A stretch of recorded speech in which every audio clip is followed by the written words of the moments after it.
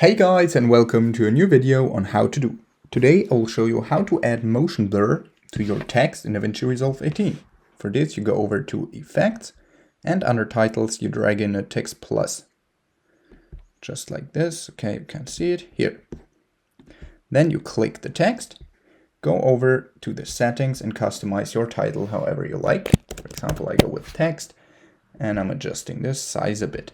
Then what you want to do is move the red cursor all the way to the start and go over to settings, and with the position change, go all the way to the start of your text so that it's out of the frame. Then you click this little diamond and move your cursor 5 frames to the right. 1, 2, 3, 4, 5. And then you scroll it back to the right.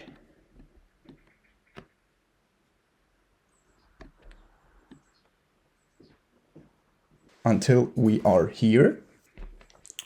Then what you want to do is go back to title, go here to settings, go to motion blur, get the quality to 10 and the shutter angle to 360.